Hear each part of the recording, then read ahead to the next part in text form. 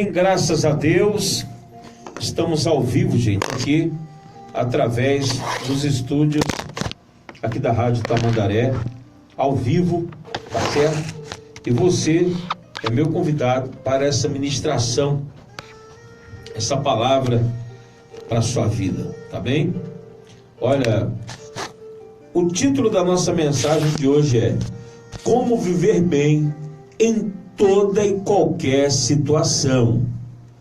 É a pergunta que não quer calar.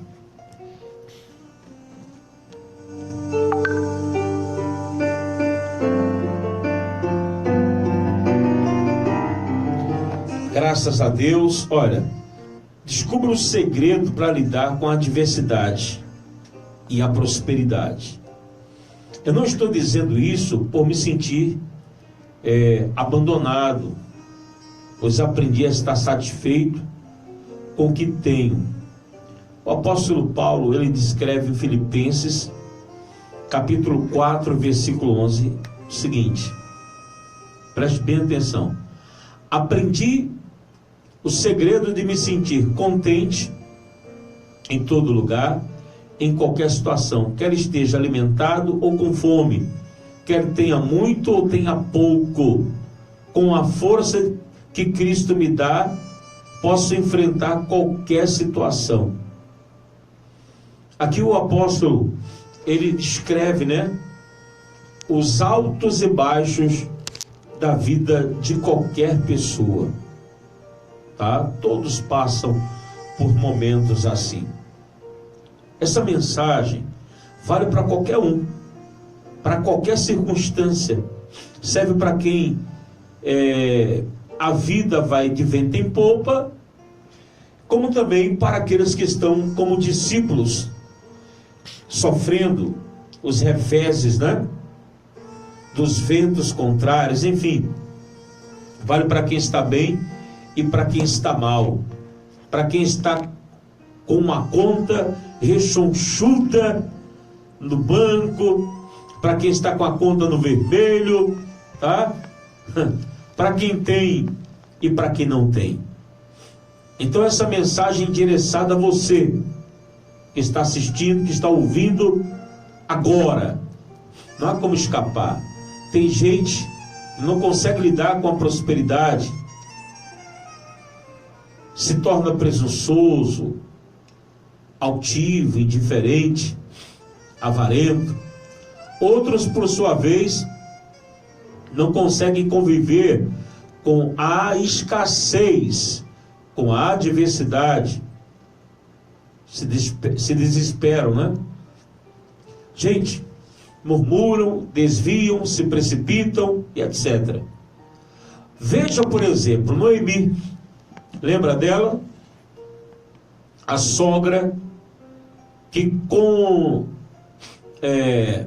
a situação, que todo mundo queria ter, ela passa por uma crise, ela entra em crise, aí ela se torna amarga. Ela ilustra muito bem com a adversidade que ela estava vivendo, que a amargura havia tomado o seu coração. Gente. E agora a Noemi se torna uma mulher muito azeda.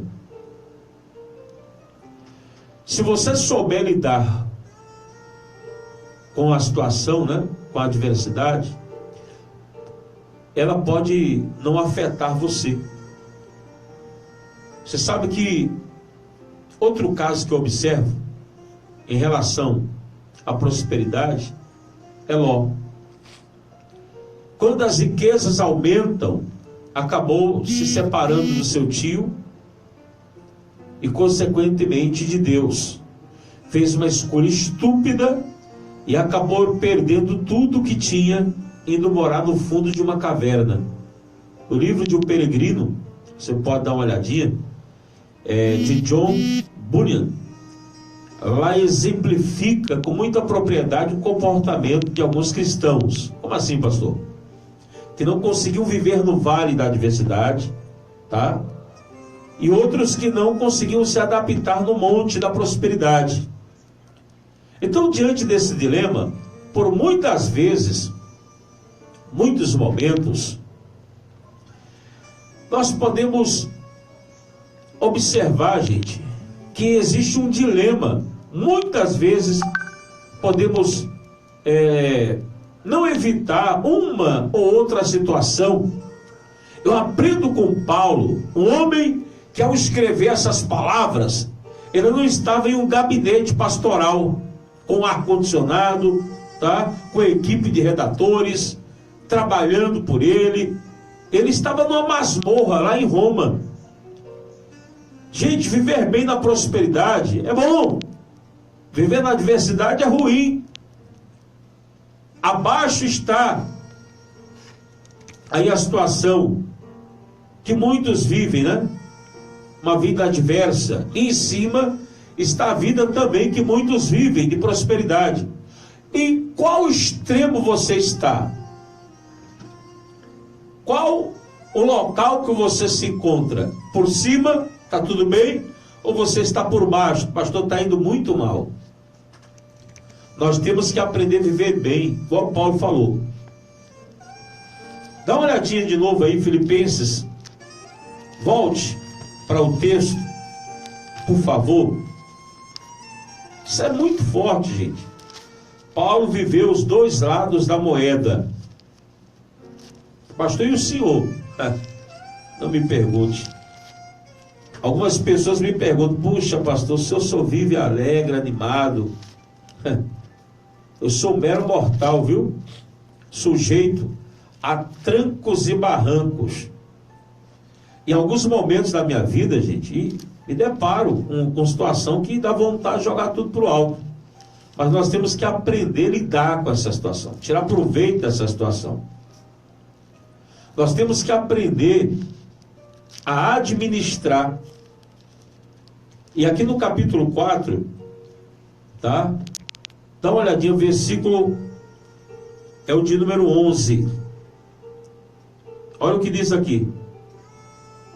Digo isto não por causa da pobreza, porque aprendi a viver contente em toda e qualquer situação. Aí ele diz aqui, 12, tanto sei ser humilhado, como também ser honrado. De tudo e em todas as circunstâncias já tenho experimentado, tanto de fartura como de fome, assim como de abundância como de escassez. Aí no 13, tudo posso naquele que me fortalece. Rapaz, hein? Que pancada, hein? Tudo posso naquele que me fortalece. Na adversidade, olhe, preste bem atenção. Sabe, gente? Olhe para aquele que tem tudo. Na prosperidade, olhe para aqueles que nada têm. Quando a situação estiver ruim, a coisa estiver preta, a coisa está preta, meu irmão, olhe para cima. Saiba que para cada necessidade na terra, há um milagre no céu. Você pode não ter provisão nenhuma, mas você ainda você tem o provedor. Você tem o provedor, e é isso que importa. Quem é o provedor, pastor? O Senhor é o nosso provedor. Não foi isso que ele falou? Aliás, Gênesis, Abraão vai subir o Moriá com Isaac. Isaac disse: meu pai, está aqui a lenha, o machado, o cutelo, né?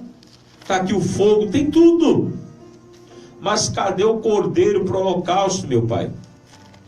Aí Abraão olha para Isaac e diz aquela frase, né? Todo mundo conhece: o Senhor proverá para si o holocausto, meu filho. Que maravilha, hein? O Senhor proverá. Deus proverá para si o holocausto. Ele é o provedor, gente. É Deus que nos dá tudo que precisamos. Pastor, onde é que está escrito isso? Você pode abrir Gênesis capítulo 22. Dá uma olhadinha aí. Gênesis 22. O versículo é o 7. Quando Isaque disse a Abraão, seu pai, meu pai, respondeu Abraão, eis-me aqui, meu filho. Perguntou-lhe Isaque, eis o fogo e a lenha, mas onde está o cordeiro para o holocausto? Versículo 8.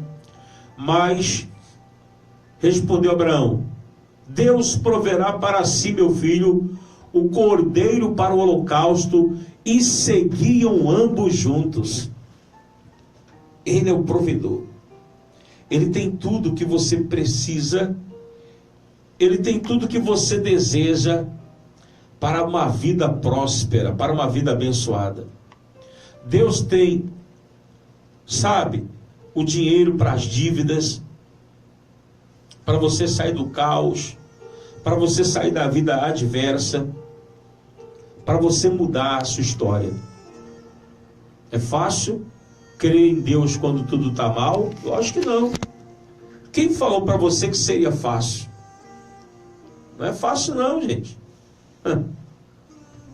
É nessa hora que nós revelamos a nossa fé. É nessa hora que nós revelamos a nossa confiança.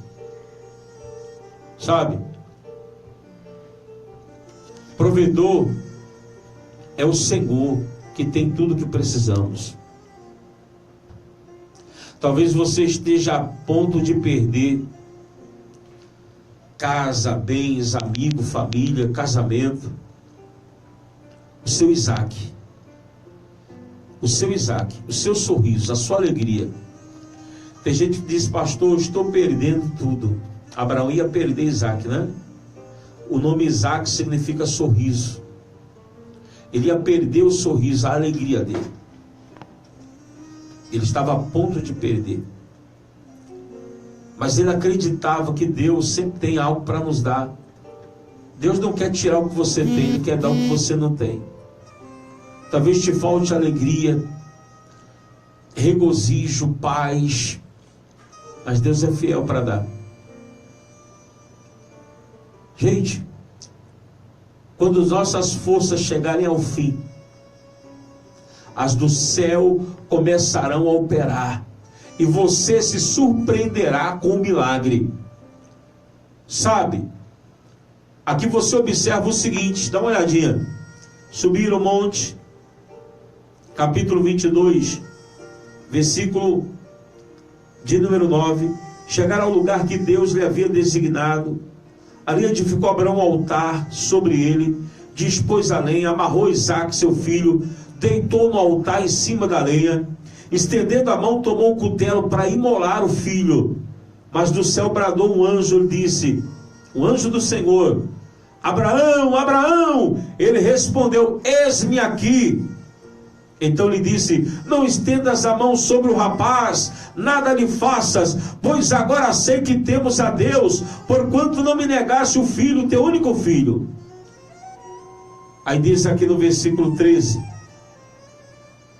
olha só, tendo Abraão erguido os olhos, viu atrás de si um carneiro preso pelos chifres entre os arbustos, tomou Abraão o cordeiro, aliás o carneiro, e ofereceu em holocausto em lugar do seu filho. E pôs Abraão por nome aquele lugar, o Senhor proverá. Daí dizer-se até o dia de hoje, no monte do Senhor se proverá. Querido, tem hora que a gente fala assim, meu Deus do céu, e agora? Como que eu vou resolver isso? O Senhor proverá. Ele é provedor. Ele vai prover o que você tanto deseja, tanto almeja. O milagre vai estar preso em um desses arbustos da santa ironia. Se lembra da primeira multiplicação dos pães? Põe a cabeça aí para pensar. Filipe, ele olhou o orçamento. Ele achou que somente com 200 denários poderia solucionar aquele problema. Porque era muita gente, era pouco recurso. Eles não tinham, e ele falou, 200 denários para resolver isso aí. André, por sua vez, olhou para a despensa, ridicularizando os pãezinhos e os peixinhos. Mas Jesus olhou para cima, tá? E o milagre então aconteceu. Quando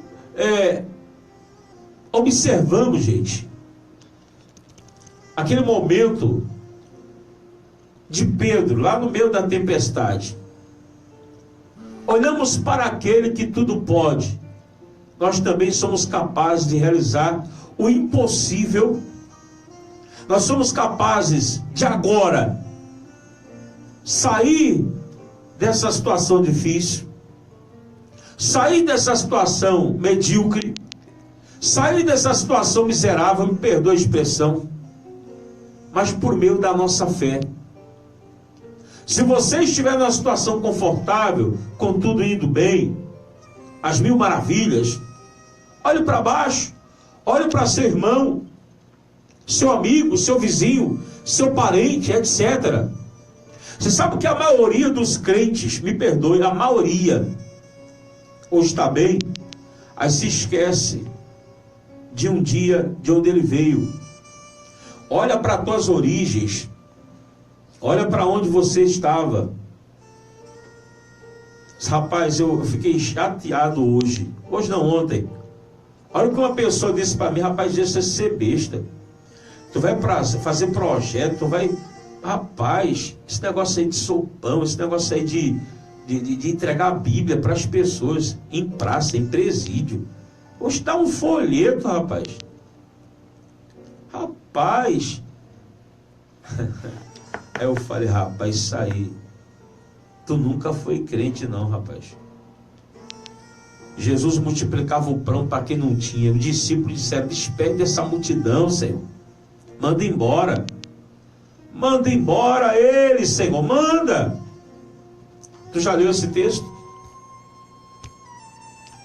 Muita gente hoje só se importa consigo mesmo, já percebeu? Muita gente hoje só se preocupa com a sua própria vida. É muito difícil, gente. É muito difícil nós olharmos e acreditarmos no Evangelho nos dias atuais. No Evangelho propriamente dito não, mas nas pessoas que dizem que viveram o Evangelho. São pessoas que só se preocupam consigo mesmo. Eu quero me dar. Tinha um menino no meio da multidão, com um cestinho lá, uma merendinha que a mãe preparou, os peixinhos que ele tinha, os peixinhos que ele possuía. E sabe, o discípulo ironizou dizendo, mas que é isso, mestre, para essa multidão? Que é isso? Nas mãos do Senhor, o pouco vira muito. Você acredita nisso? Eu acredito. Eu creio tão certo como vive o Senhor nosso Deus. Eu acredito que com o nosso Senhor tudo se transforma. Gente, eu não entendo. Muitas pessoas, elas só acreditam em Deus quando tudo vai bem. E quando está indo bem, muita gente até esquece das suas origens, de onde foi tirado. Aí se torna avarento, o coração endurece. É complicado, né? Muitas pessoas hoje estão exatamente assim hoje. Elas poderiam ser mais solícitas, poderiam se dispor a ajudar mais, mas elas só querem ser ajudadas, tá? Elas, infelizmente,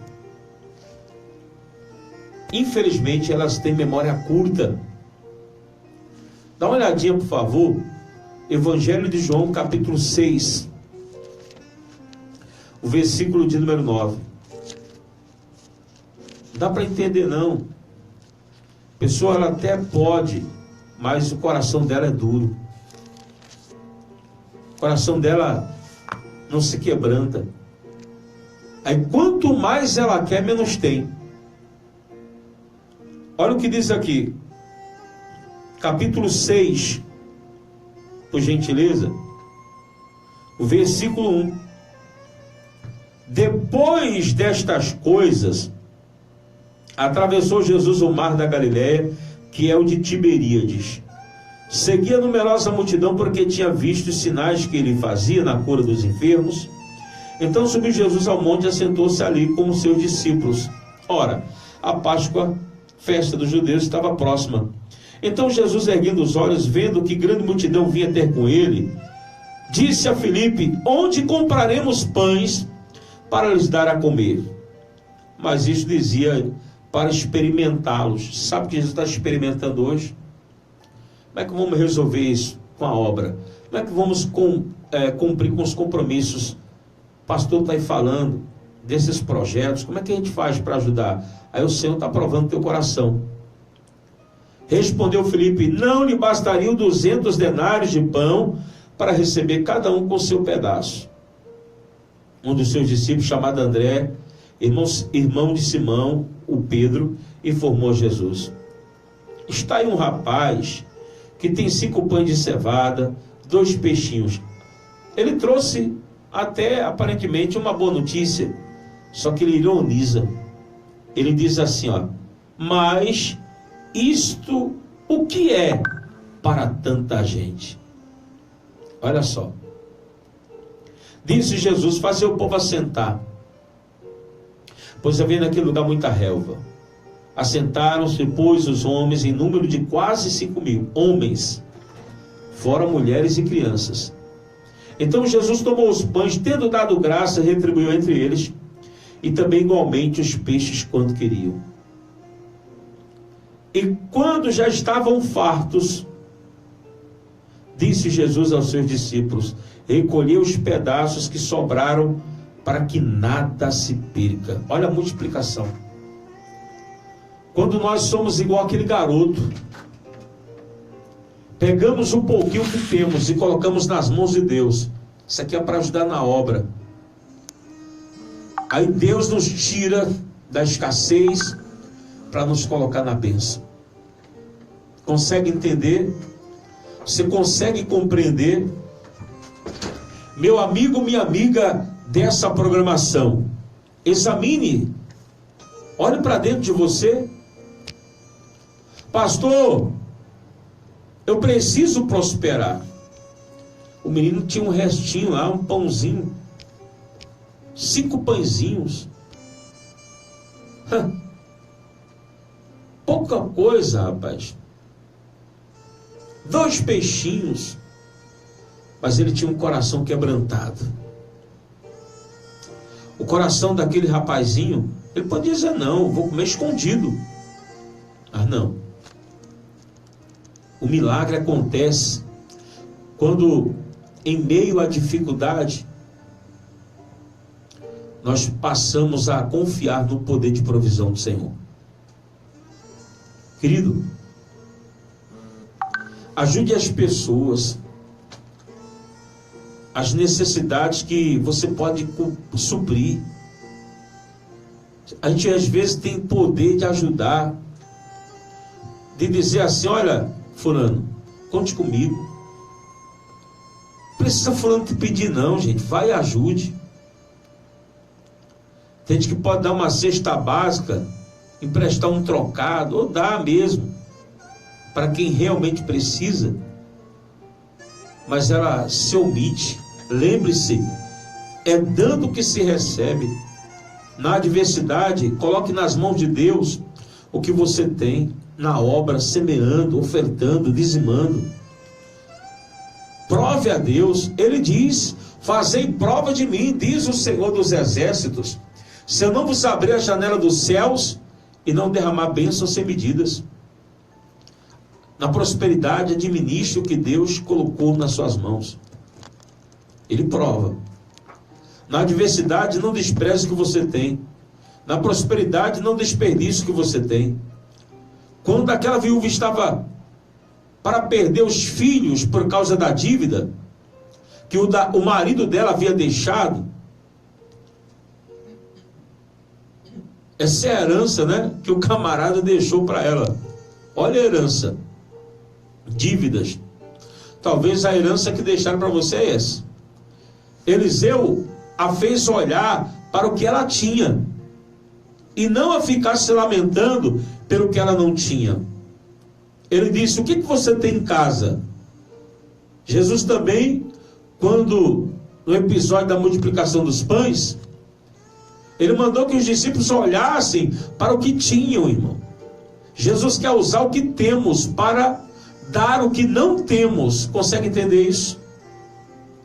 Se ele foi capaz de multiplicar o pão e o peixe, também o azeite da viúva, se ele do nada fez tudo, quando criou o mundo, o que ele não é capaz de fazer, gente? O que ele não é capaz de proporcionar?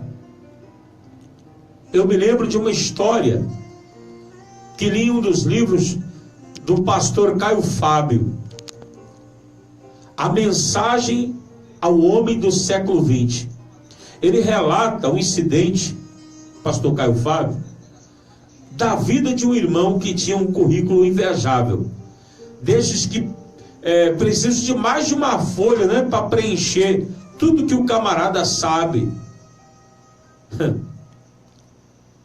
Ele conseguia emprego de jeito nenhum. Currículo ele tinha.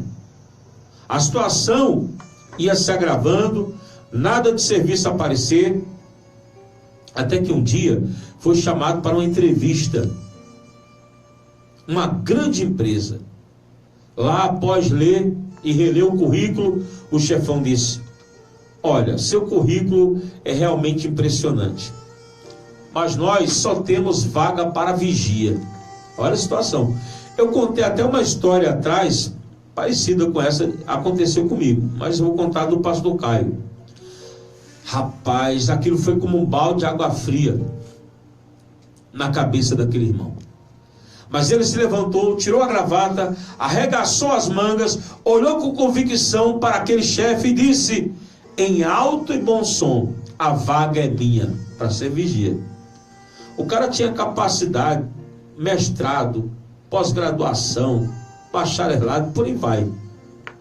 O homem ficou tão admirado, o patrão ficou tão admirado com aquela atitude, vinda de um homem tão bem formado, que respondeu: pela gana que você tem, que demonstrou, eu te dou a vaga de gerente.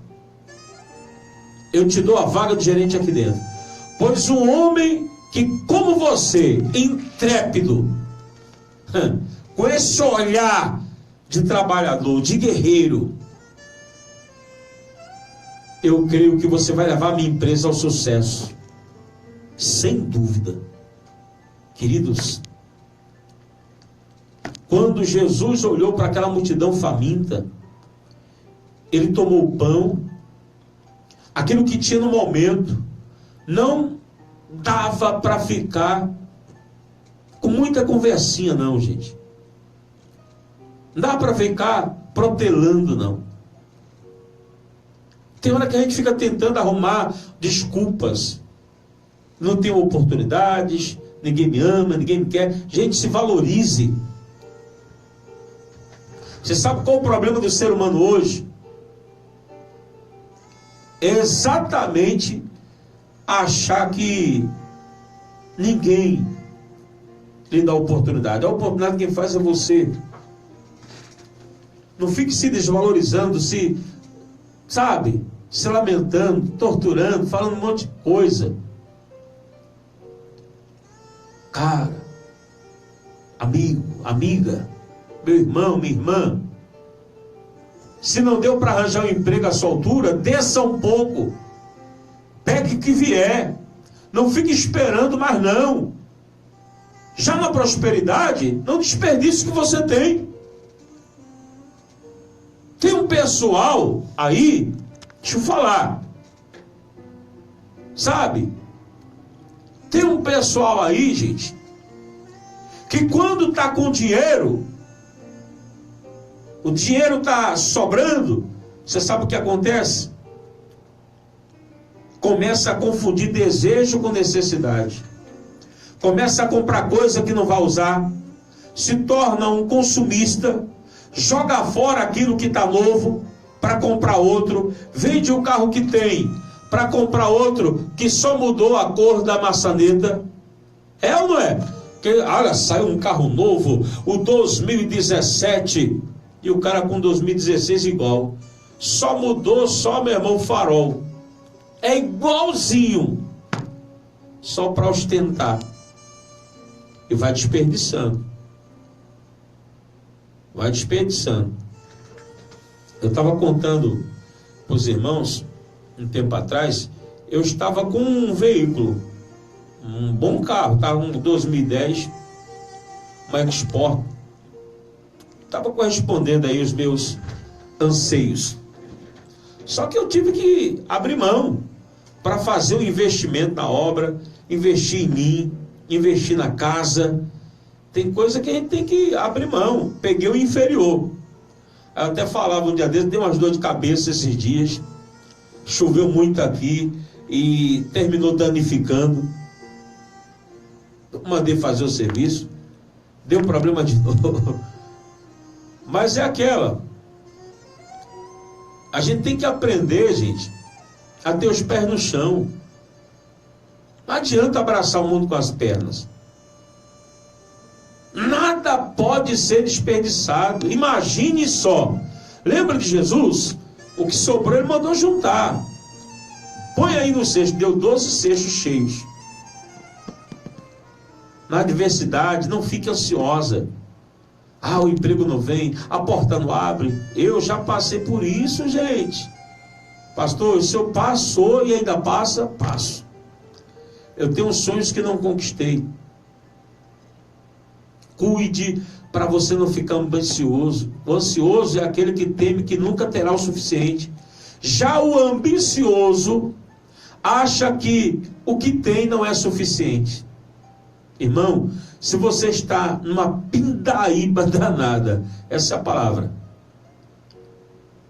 está um Durango, não se deixe dominar pela ansiedade. Pastor, não é fácil não, pastor. Não é? Olha, preste atenção. Tu ficar preocupado vai resolver. Está faltando tudo. Aí começa a reclamar com o marido, começa a reclamar com a esposa, começa a reclamar com os filhos, porque está faltando. Dá o desespero, chora, pula, grita, resolve. Pelo contrário, tu fica pior do que já estava. Ansiedade causa, ao invés de gastar suas energias com a preocupação, dor de cabeça, cansaço, você não dorme, fica com insônia. Lance no Senhor a sua ansiedade. Por favor, não confunda preocupação com previsão, pois são duas coisas diferentes. Cuidado, irmão, para não confundir fé com irresponsabilidade. Se você estiver cheio da grana, não se torne ambicioso.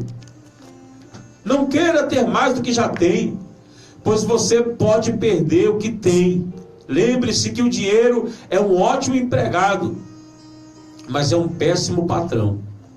Uma vez perguntaram a Rockefeller, já ouviu falar dele? Dono de uma das maiores fortunas da sua época. De quando o Senhor precisa, de quanto o Senhor precisa para ser uma pessoa feliz e satisfeita? Ao que ele respondeu com um sorriso irônico nos lábios: só um pouquinho mais. Antes de concluir, irmão, não confunda ambição com acomodação, pois também temos aí duas coisas diferentes que gostam de trocar os nomes. Na adversidade, não inveje quem tem o que você não tem. Na prosperidade, não se orgulhe pelo que você tem. Nós, quando estamos indo mal, temos a tendência de olharmos para aqueles que estão indo bem, principalmente para os ímpios. Você lembra de Asaf, o regente do coral de Jerusalém? O homem com anos de comunhão com Deus. Pois ele, meu irmão, ele mesmo cometeu um erro e quase se desviou. Lá no Salmo 73, ele disse, ele não entendia porque as coisas aconteciam, as pessoas ruins se dando bem, enquanto ele que servia a Deus se dando mal. Irmão, ele disse, quase me resvalaram os pés para olhar a prosperidade dos maus. Lembra? Quantas vezes ficamos assim nos questionando? Tudo tem um tempo, gente. Há tempo para todas as coisas. Há muitos outros princípios, mas vamos deixar para outra ocasião. Querido, na adversidade não queira viver como se tivesse mais do que tem. E na prosperidade não viva como se tivesse menos do que tem. Aprenda a equilibrar. Aqui chegamos à crise da realidade. Muitos, quando saem de uma situação confortável para uma condição de desconforto, não conseguem se ajustar. Passam a querer viver como antes, como se ainda ganhassem uma fortuna. Poxa, eu estou trabalhando, aí perdi o emprego, eu quero ostentar a mesma coisa que vivi antes? Não, gente, eu tenho que aumentar. Ah, pastor, mas é aceitar a derrota. Não! É você ter os pés no chão. Eu tenho que programar, eu tenho que aprender a fazer igual a Paulo. Vamos lá. Se eu ganho uma fortuna, né? É uma coisa. Se eu ganho um salário mínimo, é outra. Tem gente que quer viver, né, na crise como se vivia na prosperidade. Tem gente que é assim. Antigamente eu comprava um tênis da Nike, pastor. Compro um Conga hoje, irmão. Ah, meu Deus do céu. Pastor, eu andava de BMW. Hoje eu estou desempregado. Compro Fusquinha, meu irmão. Vai te levar do mesmo jeito. Pastor, o senhor está sem visão. Querido, trabalha, se recupera, aí amanhã tu compra BMW de novo. A fé com responsabilidade, a fé inteligente. Consegue entender? Tem gente que infelizmente não sabe administrar. Dá para viajar? Vou viajar. Não dá? Não dá. Dá para ir para o cinema? Vou para o cinema. Não dá para o cinema? Pega uma fita em casa, meu irmão. Ou então vai no YouTube, vai assistir filme lá no YouTube. Nós temos que aprender, gente, a ter os pés no chão. Nós temos que entender. O muito de Deus virá, porque o homem fiel será acumulado de bênção. Eu creio nessa palavra. Eu acredito. Você pode cuidar da sua ansiedade, das preocupações, dos sonhos e ambições. Você pode administrar. Você dirige a sua vida de acordo com o que você vê na palavra. Jesus disse: não andeis ansiosos por coisa alguma, porque o vosso Pai conhece que precisamos de todas essas coisas. Olha as aves do céu, não semeiam, nem plantam, contudo o vosso Pai Celeste as sustenta. Olha os lírios do campo, elas não tecem, não fiam, mas nenhum homem conseguiu, nem mesmo Salomão se vestiu como qualquer um deles. Deus cuida de você. Deus cuida de você. Deus cuida de mim. Deus cuida do homem fiel. Eu lembro agora do salmista Davi. Lembra? Salmo 37, 25. Eu nunca vi um justo desamparado e nem a sua descendência mendigar o pão. Tu pode estar vivendo uma maior crise, mas já percebeu? Deus não deixa faltar. Está na crise, mas mesmo na crise, Ele sempre traz a provisão. Precisa disso? Deus vai te dar. Precisa daquilo? Deus vai dar. Porque Ele cuida dos seus. Essa fase é momentânea. Aprenda isso. Quem tem ouvidos para ouvir, ouça o que o Espírito Santo diz às igrejas.